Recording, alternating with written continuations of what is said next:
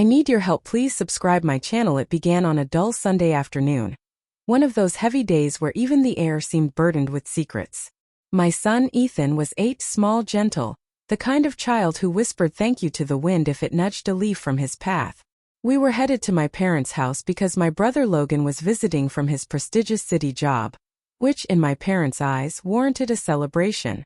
Meanwhile, I was just the background noise to his success story, the daughter who never quite made the cut. When we arrived, my mother barely acknowledged me. Instead, she wrapped Logan in a long, dramatic hug.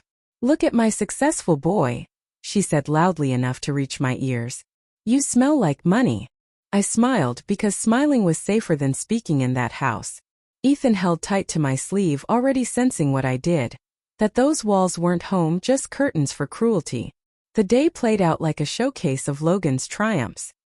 He boasted about his car, his condo, his salary, and how I'd never survive a day in the real world without Mom's help. My father nodded along between sips of beer. "She should have learned something practical instead of all that reading and crying," he muttered. Each word pressed deeper under my skin, but I stayed still. Stillness had become my armor. Ethan tried to lighten the mood. He picked up Logan's dropped wallet, wiped the coffee table clean, but Logan looked down at him with mock irritation. "You're just like your mom," he sneered. "Always trying to make up for existing." My mother laughed from the kitchen. "Don't be mean," she said lazily, though the smirk never left her face. Later, outside in the yard, everything unraveled. Logan waved Ethan over, gesturing at his polished black loafers. "These got dusty," he said. "Wipe them." Ethan froze. "I don't have a cloth," he whispered. "Use your shirt," Logan snapped. My father chuckled. "That's how boys learn discipline." Something inside me splintered. Ethan looked to me, eyes wide, silently asking what to do.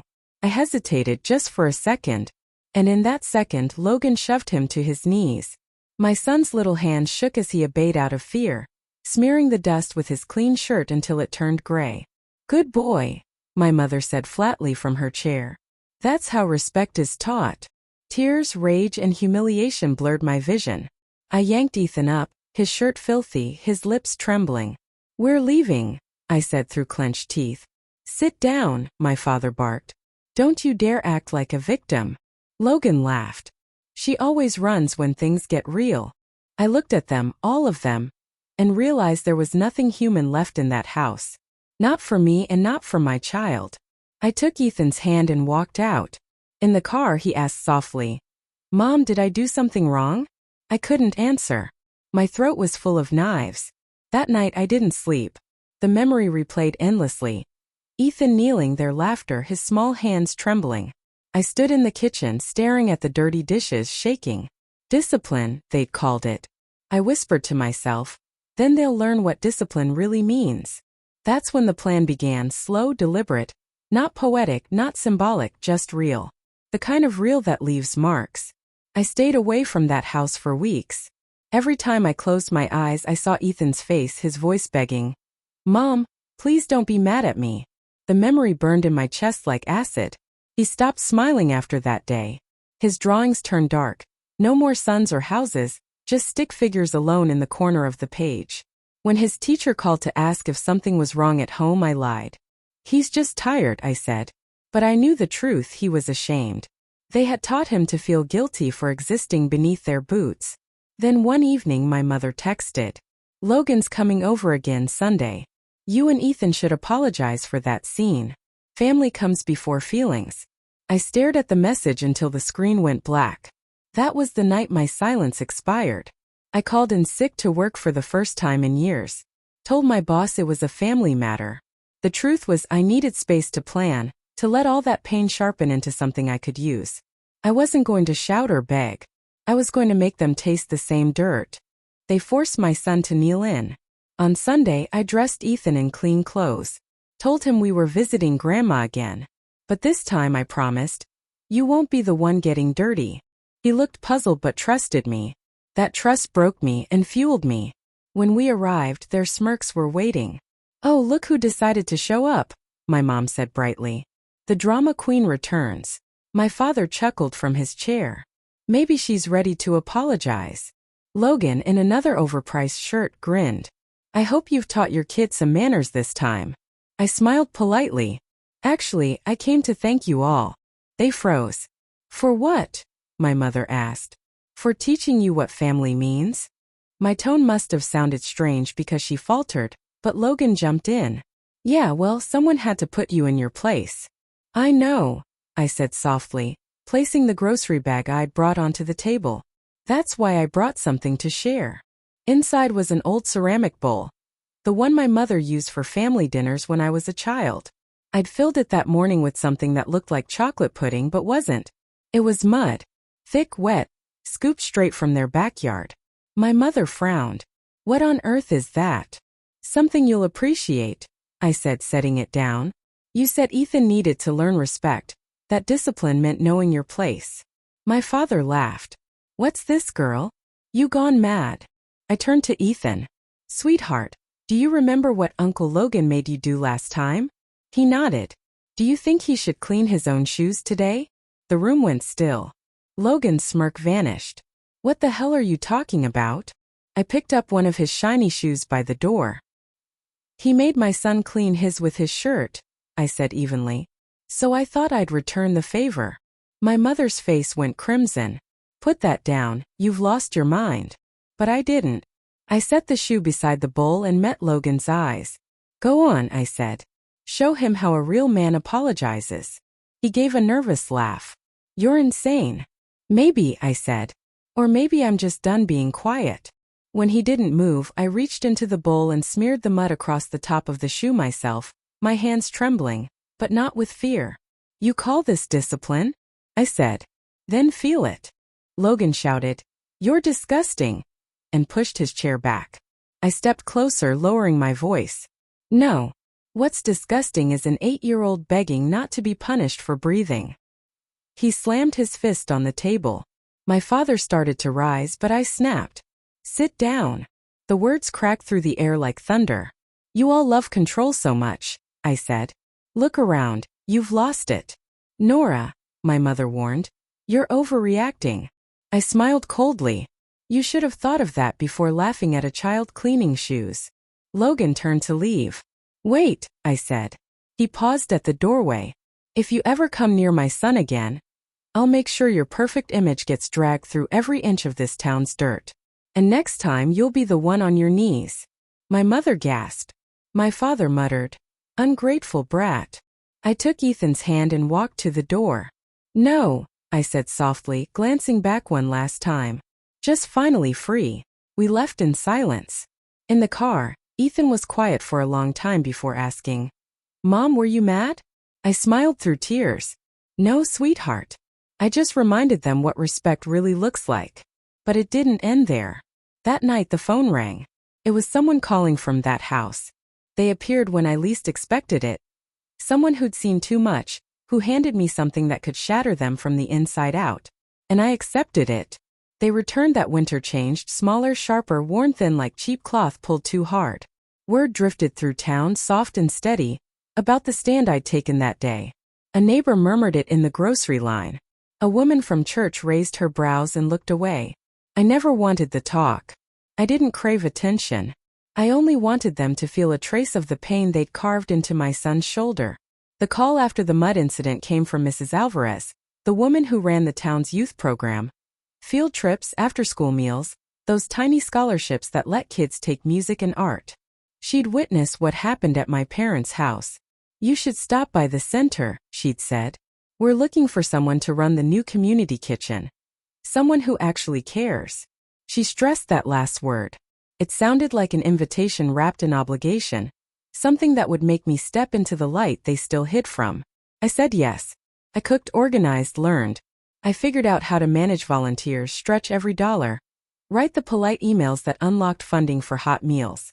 Long nights blurred into short weekends while Ethan sat in the corner with his crayons, finishing homework under the hum of fluorescent lights. Soon people noticed. The kitchen ran smoother. More kids were fed. The summer list filled with names that mattered. I never waved a banner or sought praise. That had always been their thing. I didn't need applause. My goal wasn't recognition. It was leverage, quiet, patient leverage. When my parents first showed up at the center, I almost laughed. They came because Logan had lost his temp job and needed something that sounded respectable. Mom arrived smelling of perfume, holding a bag of store-bought pastries like a peace offering. Dad walked with that same old stride, the kind that expected others to move aside. "Can you help us?" Mom asked, all brightness and charm. "Logan just needs," she searched for a word, "an opportunity." I looked at her hands, nails chewed, pride cracked at the edges. When she smiled, I saw every unearned kindness they'd taken for granted. I didn't feel triumph, just a clean, cold sense of balance. "We have waiting lists," I said evenly. The phrase landed like a verdict. Mrs. Alvarez stood behind me, silent, observing. "Our policy is fairness," I added. "We can't make exceptions." Their faces folded in on themselves like paper worn thin from too many creases. Logan tried to bluff. "She's my sister. She'll find room." "I can't bend policy for family," I said. "But there are volunteer shifts available." That one line, "volunteer shifts," became the hinge of everything that followed. Those positions weren't glamorous. Dawn arrivals, greasy pans, sweeping floors, hauling boxes. If you did it quietly, you disappeared. If you did it resentfully, everyone noticed. Logan's pride took the second path. He showed up that first morning stiff-jawed, designer boots gleaming. By the second, they were caked in dirt. By the third, he was on his knees, scrubbing a spill off the floor while kids laughed nearby, rebuilding their paper volcano. The room smelled of onions and tomato sauce. His hands, once soft and idle, looked small and human.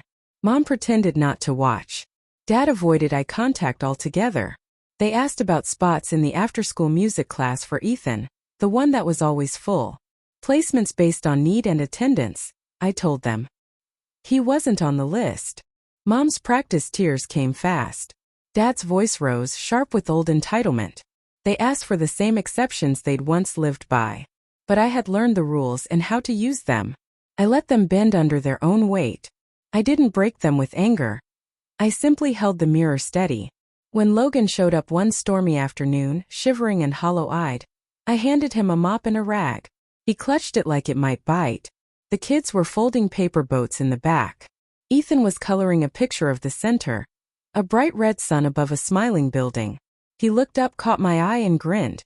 That small grin loosened something tight inside me. I nodded. That was enough. Weeks turned into correction. Logan kept coming. Mom called, begging for small favors, early drop-offs, special passes. I said no. Dad left long voicemails about family and forgiveness. I deleted them. They lingered at the center more often, hovering, waiting for me to stumble or soften. Every time they tried to pull strings, I responded with procedure, new forms, stricter policies, firmer deadlines. I made them live by the same fairness they'd once dismissed. Eventually, they asked me to find Logan a proper job. I pointed them to an opening with a local supplier we partnered with, work that required humility, punctuality, and the ability to take orders.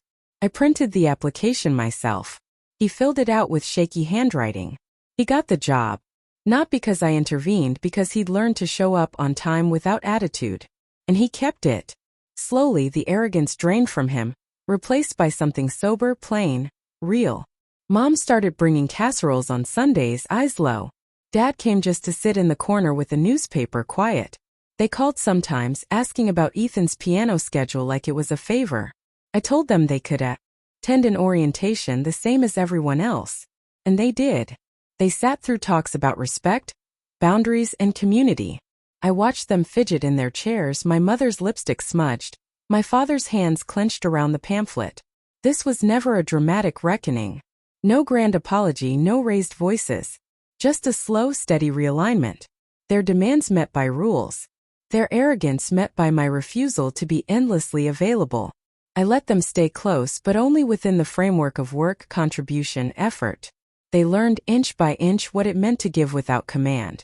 Months later, a neighbor mentioned that Logan had helped clear the center's garden after a storm. No complaint, no showmanship. Mom baked a pie for the volunteers. Dad folded laundry for an injured staffer. Small, ordinary things. But ordinary things carry weight. They demand humility. They build character. One rainy morning, as I wiped down the serving tables and Ethan helped set out fruit, my phone buzzed. A text from Dad. Thank you for helping him. We're trying. I stared at the words spare, clumsy, honest. I didn't reply. Ethan looked up from the counter, humming jars of apples beside him. He smiled wide and pure, like the world had quietly made sense again. And for the first time, peace didn't feel like silence. Felt like balance. They'd reached for me so many times before. For favors, excuses, shortcuts. Now when they reached out, it was for work, for presents, for the chance to make amends. I didn't meet them with anger. I met them with boundaries, with structure, with patience, with the language of earned grace. When they asked for forgiveness, I offered what I could. A seat at a table with rules, a place to rebuild through labor and time. They took it. And change, slow and quiet, began to take root. That night, after the center emptied and the lights faded out like tired fireflies, Ethan and I walked home. He talked about garlic bread recipes for the after-school kids. The air was crisp, the sky calm.